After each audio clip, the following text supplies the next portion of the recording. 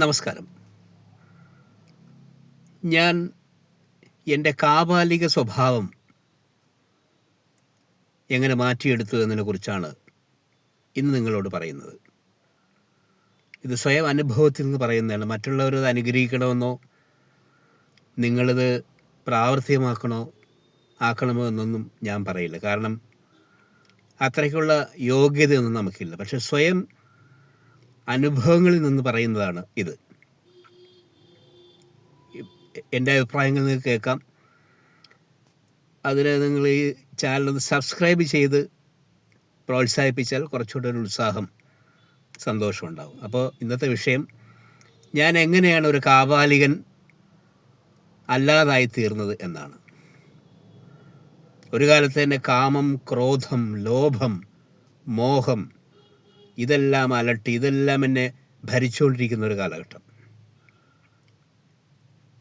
നമ്മളാണെല്ലാം അഹങ്കാരം, അറിവ്, വൃത്തിയില്ലായ്മ, പല്ല് തേക്കാതെ ഭക്ഷണം കഴിക്കുക, കുളിക്കാതെ യാത്ര പോവുക, വൃത്തിയില്ലായ്ക, നല്ല ഉടുപ്പിടാതിരിക്കുക, ഇതൊക്കെയായിരുന്നു പഴയ ശീലം. പിന്നെ എപ്പോഴും ചുമ്മാ ഈ രാഷ്ട്രീയ ചിന്ത, വലിയ മറ്റുള്ളവൻ പറയുന്നത് കേട്ടിങ്ങനെ മനസ്സിൽ ഓരോ ചിന്ത, ഇതൊക്കെ എങ്ങനെ മാറ്റിയെടുത്തു? അതൊരു തരം ദൈവാനുഗ്രഹം എന്ന് തന്നെ പറയാം. ഞാൻ പഴയകാലം പോലെ കുഞ്ഞുപ്രായം പോലെ പാട്ടുകൾ പഠിക്കുകയും പാടുകയൊക്കെ ചെയ്യുന്നതാണ്. അപ്പോൾ സംഗീതം മനസ്സിലിങ്ങനെ കിടന്നു. അപ്പം ഞാൻ ജനിച്ചു വീണ ആ അന്തരീക്ഷത്തിൽ നിന്നും മാറി അങ്ങ് തലസ്ഥാന നഗരിയിലായിരുന്നു എൻ്റെ ചങ്ങാത്തം മുഴുവൻ.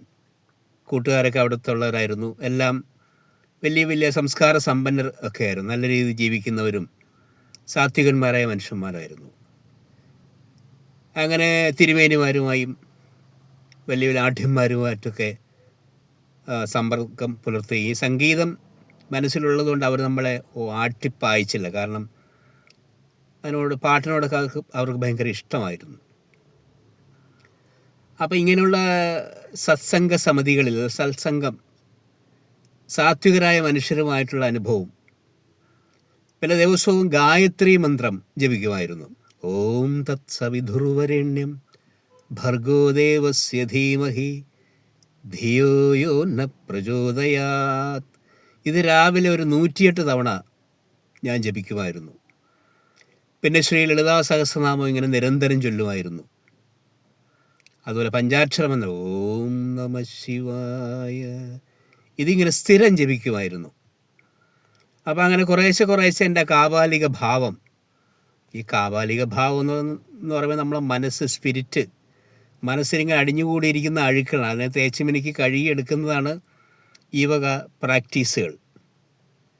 അപ്പം അങ്ങനെ ഒരു സാത്വിക ഭാവത്തിലേക്ക് വരികയും ഇറച്ചിയും മീനൊന്നും അധികം കഴിക്കാതിരിക്കുകയും പിന്നെ അത് കുറേശ്ശെ മാറ്റിയെടുക്കുകയും ചെയ്തു. ഇപ്പോഴും നിരന്തരം ഇങ്ങനെ പ്രാർത്ഥനയും മന്ത്രജപവും ധ്യാനവും ഒക്കെ ചെറുതായിട്ട് നടത്തുന്ന ആളാണ്. അപ്പം നമുക്ക് എങ്ങനെ ഈ കാപാലിക ഭാവം മാറ്റിയെടുക്കാം? ആരെയും അധികം ദ്രോഹിക്കാത്ത സ്വഭാവം, എങ്ങനെ ആ വെളിച്ചം കാണാം? ദൈവം എന്ന് പറയുമ്പോൾ that is what is A divine spirit. അതൊരു വെളിച്ചമാണ്. അപ്പം നമ്മൾ ആ ഒരു ക്വാളിറ്റിയിലേക്ക് വരുമ്പോഴാണ് നമ്മൾ അതിലേക്ക് ലയിച്ചു പോവുകയും അതിനെ മോക്ഷമെന്നും ദൈവ അനുഗ്രഹം എന്നൊക്കെ പറയുന്നത്. അപ്പോൾ ഈ കാപാലിക ഭാവം നമുക്ക് മാറ്റിയെടുക്കാം. ദുഷ്ടചിന്തകൾ കുറയ്ക്കുക, മറ്റുള്ളവർ ദ്രോഹിക്കുന്നത് ഒഴിവാക്കുക, നിരന്തരം രാവിലെയും വൈകുന്നേരവും ഇങ്ങനെ പ്രാർത്ഥന നടക്കുക, ജപിക്കുക, ഗായത്രി മന്ത്രം ജപിക്കുക. നമുക്ക് ഏതെങ്കിലും ഒരു വഴിയിലൂടെ പോകാൻ പറ്റുള്ളൂ. പലതും പറയും. അപ്പം നമ്മൾ മന്ത്രജപം, ധ്യാനം, സത്സംഗം, സംഗീതം, സാഹിത്യം, കാരണം നമ്മുടെ ഉള്ളിലിരിക്കുന്ന ദൈവമാണ്. ദൈവത്തിലെല്ലാ കഴിവുകളുണ്ട്. സകല കല വല്ലഭനാണ് ദൈവം. അപ്പോൾ ഇതിങ്ങനെ സ്ക്രാച്ച് ചെയ്ത് മിനുക്കി വരുമ്പോൾ നമുക്ക് അതൊക്കെ തെളിയും. അപ്പം ഏത് വഴിക്കാണോ നമ്മൾ തെളിച്ചോ എല്ലാ വഴിക്കും നമുക്ക് പോകാം. പക്ഷേ ഏതെങ്കിലും ഒരു വഴിയൂടെ പോകുന്നതാണ്, ഏതെങ്കിലും 1-2 കാര്യങ്ങൾ കോൺസെൻട്രേറ്റ് ചെയ്യുമ്പോഴാണ് നമുക്ക് ആ ഒരു പുരോഗതി വരുന്നത്. അപ്പോൾ സാത്വിക ഭാവം നമുക്ക് വളർത്തിയെടുക്കാം, ജപിക്കാം, ധ്യാനിക്കാം, നല്ല കാര്യങ്ങൾ ചിന്തിക്കാം, ദുഷ്ടതകൾ ഒഴിവാക്കാം. അങ്ങനെ ഓം തത് സവിധുർവരേണ്യം ഭർഗോ ദേവസ്യ ധീമഹി ധിയോ യോ ന പ്രചോദയാത്. ഓം സഹനാവവതു സഹനൗ ഭുനക്തു സഹ വീര്യം കരവാവഹൈ തേജസ്വിനാവതീതമസ്തു മാ വിദ്വിഷാവഹൈ. ഓം ശാന്തി ശാന്തി ശാന്തി. നമസ്കാരം.